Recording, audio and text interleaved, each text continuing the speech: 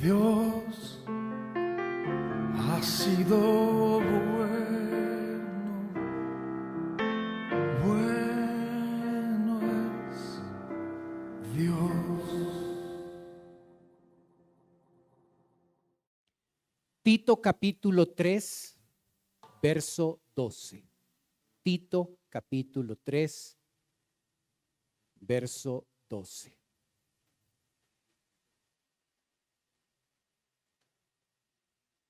En el versículo 11 terminó el cuerpo de la carta. Desde el versículo 12 hasta el 15, nosotros tenemos la sección final, la despedida.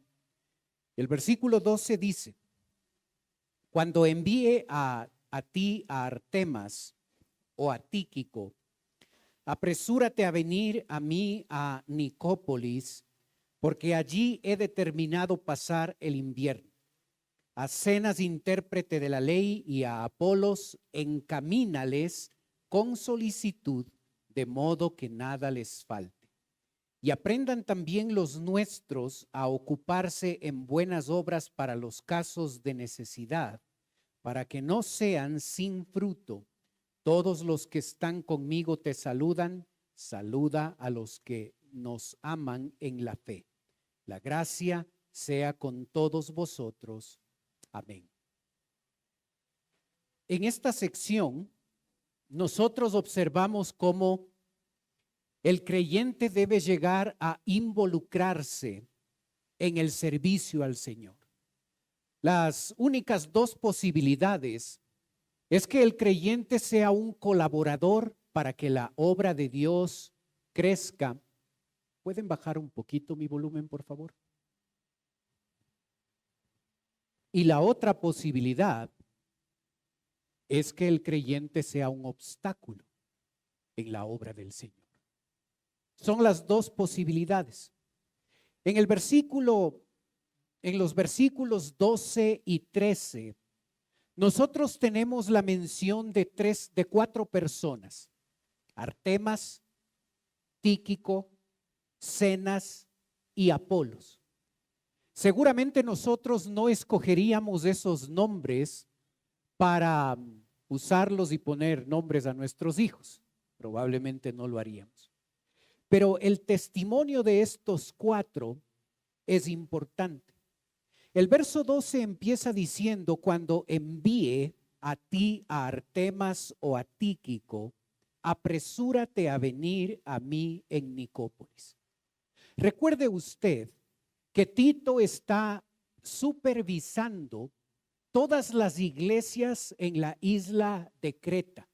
Todas las iglesias en la isla de Creta. Es un trabajo tremendo, es un trabajo gigante. Y ahora Pablo le pide a Tito que vaya a Nicópolis, porque allí va a determinado pasar el invierno. Cuando Pablo escoge la palabra apresúrate, el verbo, escoge un verbo que transmite orden, mandamiento, y transmite urgencia. Urgentemente Tito debe ir a Nicópolis. La Biblia no dice por qué. No sabemos por qué la urgencia, pero demanda Pablo de Tito que Tito vaya apresuradamente a Nicópolis.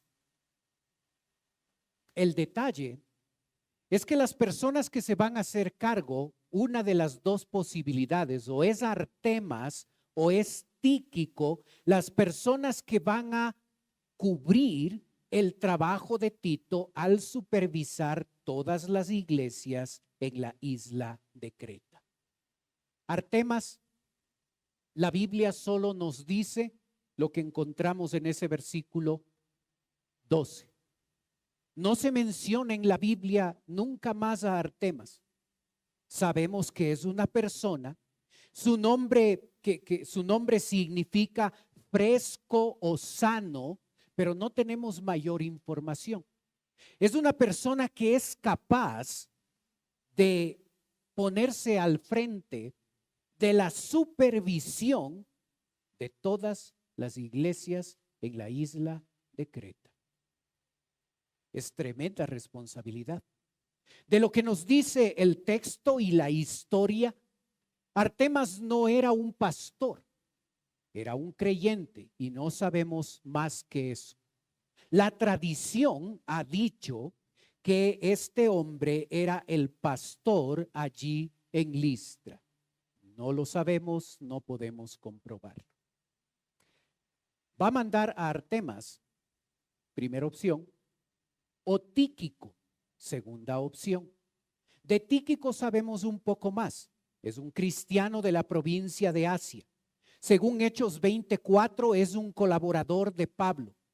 Según Efesios 6:21 y Colosenses 4:7, fue Tíquico quien visitó a Pablo en Roma cuando Pablo estaba preso, y allí estando Pablo preso, le entregó las cartas de Efesios y de Colosenses para que Tíquico haga un viaje hacia Éfeso y hacia Colosas y entregue esas dos cartas a las iglesias.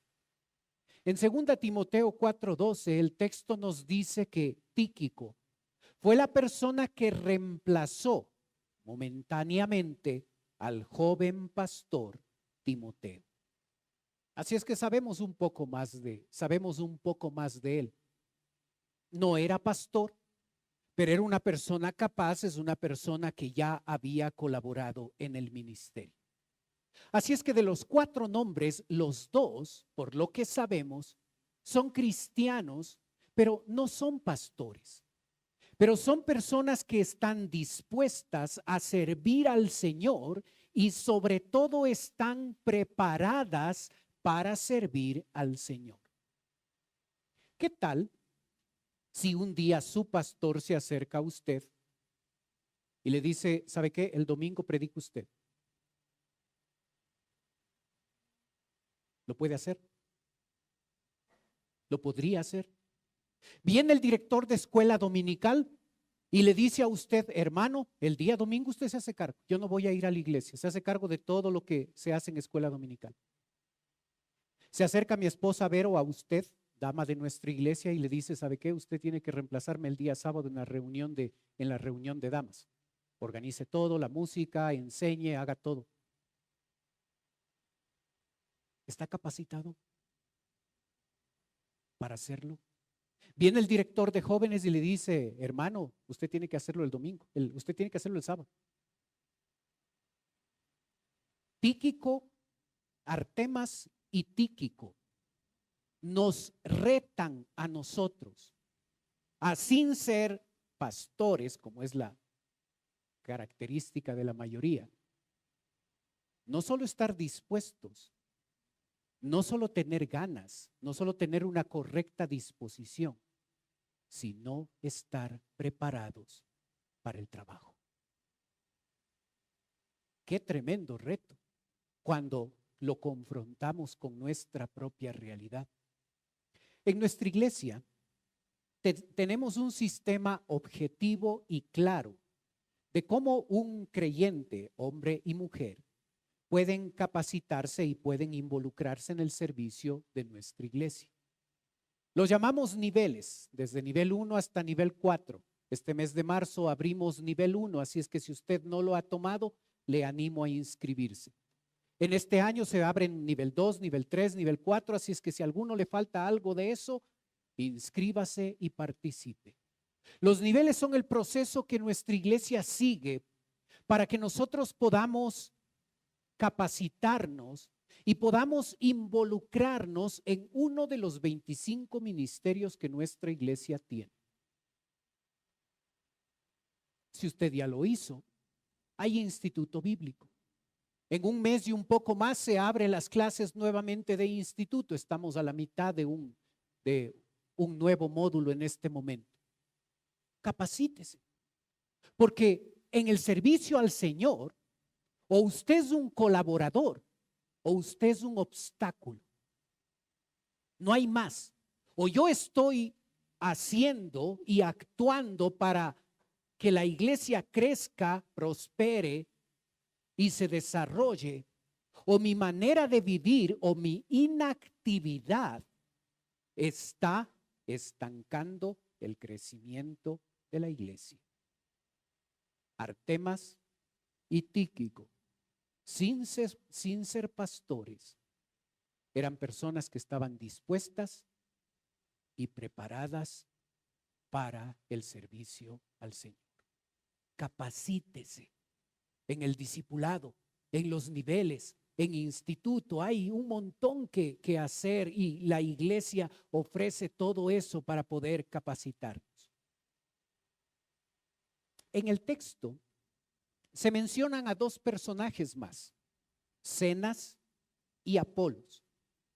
Zenas es intérprete de la ley, es un doctor, es una persona que, siendo doctor de la ley, teniendo la capacidad y el conocimiento de conocer el Antiguo Testamento e interpretar el Antiguo Testamento, tiene la capacidad de enseñar a otros ese Antiguo Testamento. Es judío de nacimiento y no se nos dice más en el texto, no se menciona nunca más a esta persona. Pero este hombre Zenas y Apolos son dos misioneros. Esa es la diferencia con los dos primeros.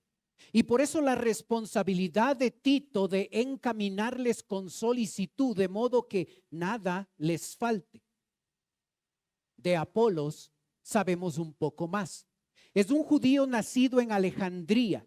Es un hombre elocuente y poderoso según Hechos 18:24.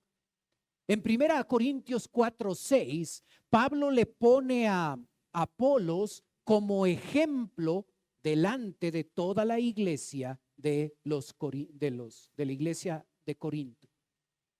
Aquila y Priscila, dos colaboradores de Pablo, ayudaron en el discipulado, en el crecimiento espiritual de Apolos. Y según Hechos 19:1, Apolos se convirtió en un colaborador de Pablo. Estas dos personas se convirtieron en misioneros. Las misiones en el primer siglo eran algo diferentes a las misiones en nuestros días. Los misioneros eran misioneros itinerantes. Eso significa que eran personas que viajaban de iglesias en iglesias y predicaban la palabra de Dios en esas iglesias y confiaban que el Señor iba a mover a esas iglesias y a esos cristianos para proveer lo necesario para poder dormir cuando llegaban ahí, para poder comer y para poder tener los recursos de apoyo para continuar su viaje itinerante predicando la palabra de Dios. Así funcionaba las misiones en el primer siglo. No era como ahora que podemos comprar un ticket de avión y viajar a un lugar y tener el dinero para alquilar un hotel de 5 estrellas y dormir ahí y tener los recursos para comer muy bien y visitar a la iglesia e ir a otro lugar y continuar visitando. Así no era en el primer siglo. La responsabilidad de Tito era encaminarles. Pablo nuevamente escoge una palabra que transmite un mandamiento y un mandamiento que debe cumplirse de manera urgente. Así es que Tito tiene la responsabilidad de recibir a Zenas, el intérprete de la ley, y a Apolos, tomarlos a ellos, motivar a las iglesias y motivando a las iglesias que estos dos hombres puedan tener los recursos necesarios para los días que van a estar visitando la isla de Creta y luego continuar su viaje para continuar predicando la palabra de Dios. El primer domingo de abril vamos a tener la bendición durante 5 domingos de recibir a nuestros misioneros. Otra vez lo vamos a hacer. Ellos van a venir Y en los 3 servicios van a presentar lo que Dios está haciendo a través de ellos, sus informes misioneros. Cuando usted les vea, hagamos lo que el texto dice, encaminarles con solicitud de modo que nada les falte. Seamos buenos anfitriones, agradezcámosle lo que ellos están haciendo por nosotros, comprometamos nuestras oraciones y nuestro apoyo económico para continuar la labor que ellos están haciendo en lugar de nosotros en las iglesias que ellos se encuentran pastoreando. Seamos buenos anfitriones. Yo me voy a sacrificar llevándoles a comer, así es que no se preocupe por eso, esa parte está cubierta. Pero sabe, Artemas y Tíquico no son misioneros. Son creyentes que están sirviendo al Señor. Y en el servicio al Señor, una de las cosas que se necesita es dinero. De allí el concepto de Dios de los diezmos y ofrendas. Y cuando nosotros no somos fieles al Señor en esa área, nos convertimos en una barrera. ¿Sabía usted que durante 4 años, de hecho si asiste a las asambleas anuales sí lo sabe, ¿sabía usted que hace 4 años nuestra iglesia tomó la decisión en el presupuesto de la parte de ministerios? El presupuesto para los ministerios de nuestra iglesia es 0. 4 años vamos así. Antes de la pandemia, el presupuesto de la iglesia designaba un valor a cada uno de los 25 ministerios. Y ese dinero ayudaba para que los ministerios funcionen y puedan promover campamentos de jóvenes, de damas, de caballeros y todo lo que se hacía. Pero hace 4 años ese presupuesto está en 0.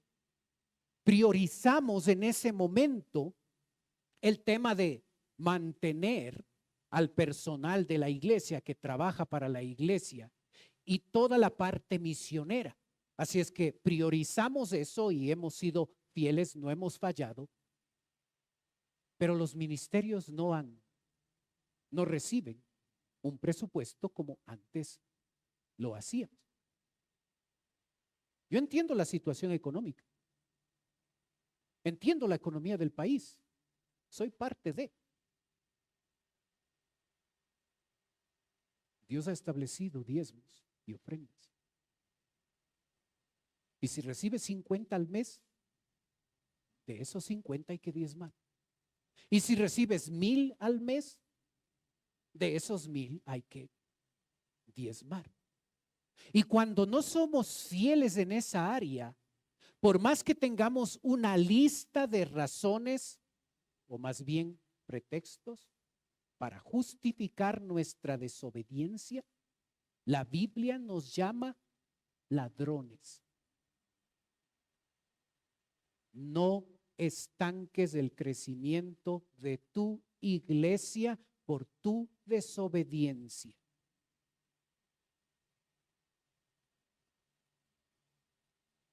O contribuyo para que la iglesia crezca, o contribuyo para que la iglesia se estanque. No hay más. Estos 4 personajes, los 2 siendo creyentes y los otros 2 siendo misioneros, los 4 estuvieron dispuestos a servir al Señor. ¿Qué de tu situación? ¿Cuándo vas a tomar la decisión de dejar a un lado los argumentos y decir, Señor, desde ahora me conecto con un ministerio? Desde ahora me involucro. Si hay que tomar los niveles, eso hago. Y me voy a involucrar en mi iglesia para participar y para servir al Señor a través de esta iglesia en la que el Señor nos ha colocado. Los creyentes debemos involucrarnos en el servicio al Señor. Segundo principio, verso 14. Y aprendan también los nuestros a ocuparse en buenas obras para los casos de necesidad, para que no sean sin fruto. Y aprendan también los nuestros a ocuparse en buenas obras para los casos de necesidad, para que no sean sin fruto. El verbo aprendan es un imperativo que transmite la idea de que debe convertirse en un hábito. Así es que las buenas obras de las que se habla aquí no es algo que el creyente debe realizar aquel día que se siente más espiritual y más tocado por Dios y más interesado en las cosas espirituales. Dios espera que nosotros nos ocupemos en las buenas obras de manera constante, de manera habitual. Una característica en nuestra vida cristiana debe ser las buenas obras. Este tema de las buenas obras no es la primera vez que aparece esta frase en la carta de Tito. En la pantalla puedes ver. Capítulo 2, verso 7. Se nos llama a ser ejemplo de buenas obras. Capítulo 2, verso 14. Se nos llama a ser apasionados por las buenas obras. En Tito 3, verso 8 y 14, se nos llama a priorizar las buenas obras. Así es que el enfoque de vida que el creyente debe tener es enfocarse en las buenas obras. Lo que Dios espera de nosotros, el propósito de Dios para nosotros es que nos enfoquemos en las buenas obras.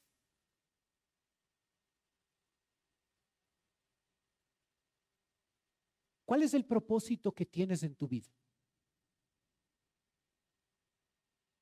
¿Tienes un propósito en tu vida? Claro, específico, objetivo. Hay mucha gente que vive sin un propósito claro en su vida.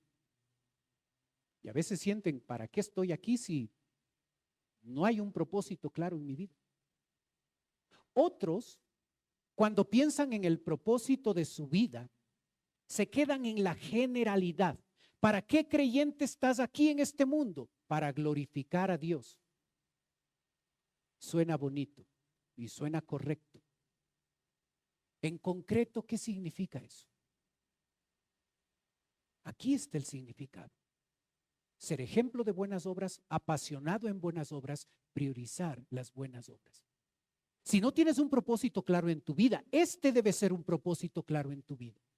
Lo interesante de esta frase, buenas obras, que ocurre 4 veces en la carta de Tito, 2 cosas interesantes. La primera es que según Tito capítulo 1, la característica de las personas que vivían en la isla de Creta, incluidos los creyentes de esas iglesias, se caracterizaban por ser personas ociosas. Veías a un cretense, ya sabías, si este es vago.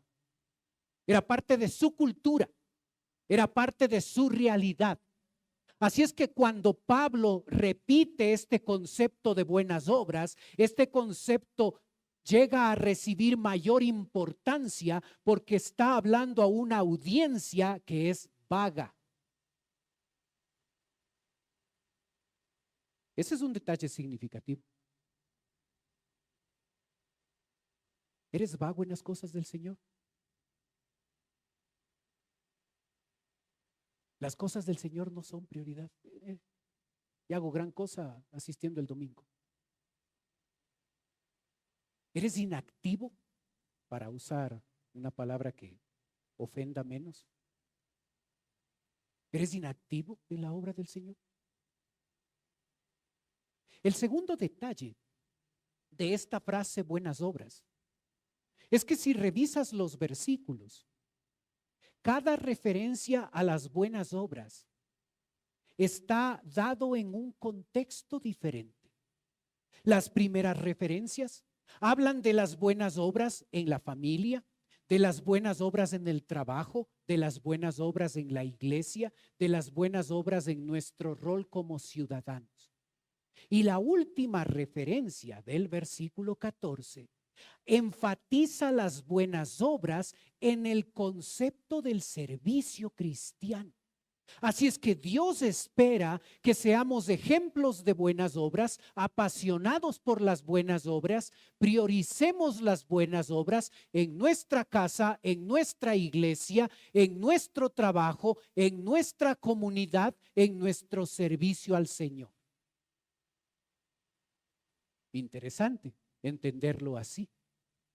No priorizar una área en desmedro de la otra, sino que se nos conozca a nosotros los creyentes como personas que realizan buenas obras en su casa, en su trabajo, en su iglesia, en su comunidad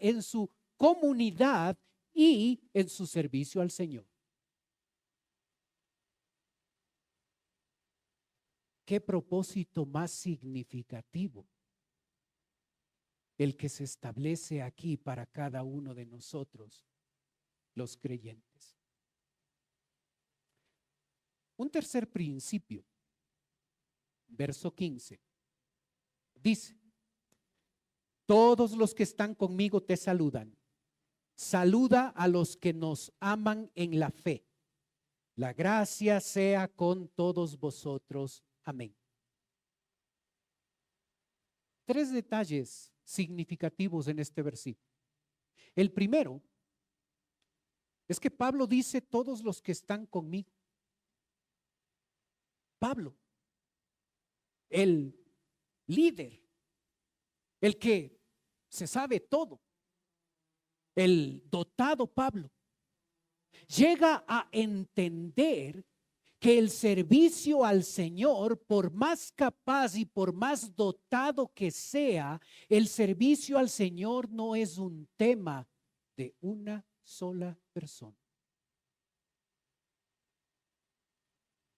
Y sabes, el creyente a veces, por su deficiencia al ser perfeccionista, por su orgullo al ser una persona que, si yo permito que me ayuden otros, me van a serruchar el piso, por sus propias inseguridades y complejos, el creyente puede llegar a pensar de su servicio como algo que solo tiene que ver conmigo y nada más. Yo no necesito la ayuda de nadie.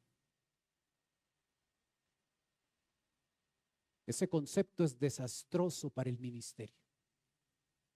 Si eres parte de el grupo de damas, necesitas un equipo de trabajo. Si eres parte del grupo de jóvenes, necesitas un equipo de trabajo.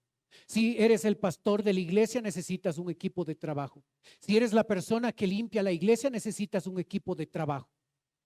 Y el orgullo, las inseguridades personales, nos lleva a nosotros al punto de que si no lo hago yo, los demás no lo van a hacer bien, así es que yo no necesito la colaboración de nadie. ¿Observas a Pablo? Todos los que están conmigo, porque mi ministerio va a ser mucho más grande en la medida en que tengo gente que me apoya y que ama al Señor y que es gente dispuesta y capacitada, y es entonces en ese equipo de trabajo donde se extiende, donde crece. Cuando apuntamos todos a colaborar, la iglesia crece. Cuando yo soy el obstáculo por ser el obstáculo, mi iglesia no crece. No he entendido la influencia importante de mi vida en mi iglesia. Un segundo detalle es a quién saluda Pablo. Saluda a los que nos aman en la fe. No saludes a todos. Saluda a los que nos aman en la fe. Había un buen grupo que no amaba a Pablo. Se oponía a Pablo, le perseguían a Pablo, estaban en contra de su ministerio. Nosotros, al ser gente educada, por favor, salude a todos. A ese no quiero saludarle, pero para no quedar mal, para ser muy educado, saluda a todos. Pablo no era así. Saluda a los que nos aman en la fe, a los demás no. A los otros que están oponiéndose al ministerio no. Cuán real, cuán transparente era Pablo. No le interesaba lo que piensan los enemigos. Saluda a los que nos aman en la fe. Un tercer detalle es cómo termina la carta. Y si te das cuenta, termina de la misma forma en la que empezó. La gracia sea con todos vosotros. Amén. La gracia es el tema de la carta a Tito. La gracia de Dios. La gracia de Dios cuando, siendo no cristianos, recibimos esa gracia y esa gracia nos transforma, nos salva, nos da vida eterna, nos convierte en hijos de Dios. Pero aquí no está hablando de esa gracia. Lo sabemos porque dice la gracia sea con todos vosotros. Está hablando a gente que ya es salva. Y lo que el salvo, lo que el creyente debe saber es que esa gracia que la necesito para salvarme, no solo la necesito para salvarme, la necesito cada día después de ser salvo. Necesito esa gracia de Dios, ese favor no merecido, la necesito para cada día vivir una vida de santidad, una vida diferente, una vida distinta. Porque si dependo de mis fuerzas, de mis recursos, de mi habilidad, de mi conocimiento para vivir una vida santa, más temprano que tarde estaré viviendo una vida que le da vergüenza a Dios. Es la gracia de Dios aplicada al que ya es salvo que nos hace vivir vidas que glorifican a Él, vidas de santidad, vidas donde le hacen quedar bien a Él. Yo necesito cada día la gracia de Dios. No puedo depender de mí. No soy confiable, soy pecador. Mi tendencia es a hacer lo malo. Mi tendencia es a pecar. No puedo confiar en mí. No puedo depender de mí. Necesito la gracia de Dios en mi vida para glorificar a Dios a través de lo que hago. ¿Observas? ¿Tu servicio al Señor va a ser significativo? En la medida en que permites que esa gracia de Dios sea el recurso más importante en tu vida. No tu fuerza, no tu capacidad, no todo lo que sabes, no todos los doctorados y masterados que posees. Lo que hace la diferencia es la gracia de Dios. Y cada día necesitamos depender de Él. Y no creer de nosotros que somos autosuficientes. Y cuando esa gracia de Dios es la que nos guía y nos ayuda, somos colaboradores en la obra del Señor y esta obra del Señor crece. O estás colaborando para que tu iglesia crezca o tú eres el obstáculo, eres la razón, eres la barrera que estanca esto. Y eso no se soluciona porque te vas de la iglesia. Eso no se soluciona porque tomas el camino más fácil. Porque si no te congregas, sigue siendo un obstáculo. Y porque si te congregas en otro lugar con el mismo tipo de vida, sigue siendo un obstáculo. Seamos colaboradores, cada uno haciendo su parte, cada uno usando los talentos y los dones que Dios nos ha dado, participando de manera activa en la obra del Señor. Y así su nombre será glorificado. Amén. Padre Celestial, gracias por tu palabra. Gracias por lo que nos enseñas, Señor. Padre, ayúdanos a llegar a ese punto importante en nuestra vida, donde dejamos a un lado los razonamientos, los pretextos, y basados en lo que tú has dicho, decidimos servirte. Decidimos involucrarnos. Padre, yo ruego que nos ayudes a cada uno de nosotros a hacer la parte que nos corresponde. Pedimos, Señor, tu bendición.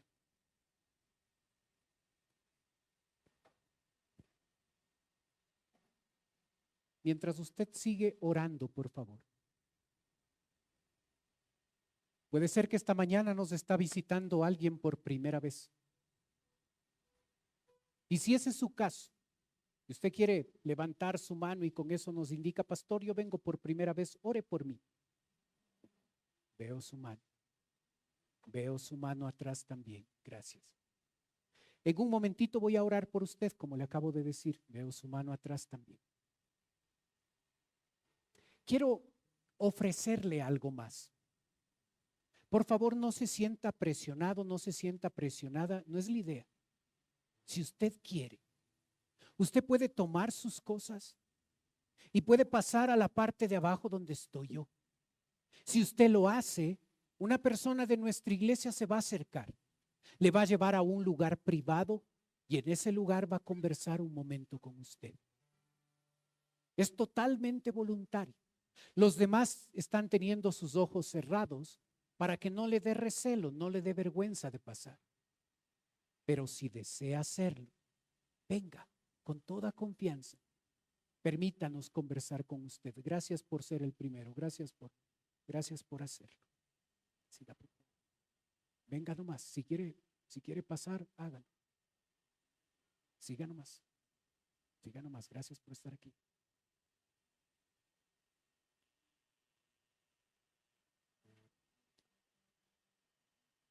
Padre Celestial, te ruego por las personas que nos visitan. Señor, si no te conocen como Salvador, en este momento que les van a estar predicando el Evangelio. Bienvenido. Siga.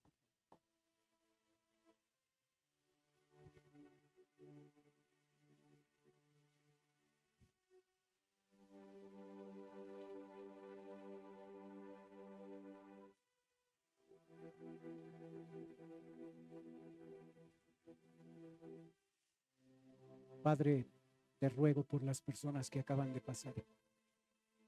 Señor, si no te conocen como Salvador, yo te pido que hoy sea el día de salvación. Que cuando escuchen el Evangelio, te acepten como Salvador, Señor. Padre, te ruego por nosotros, tus hijos. A veces priorizando cosas importantes en nuestra vida, somos inactivos en nuestro servicio a ti. Yo te pido, Padre, que hoy empiece a ser diferente. Que hoy tomemos una decisión radical en nuestra vida y que hoy demos el paso que necesitamos dar para involucrarnos en la iglesia, en el servicio a ti, Señor. Yo pido tu bendición. Oramos en el nombre de Cristo Jesús. Amén. Dios ha sido bueno.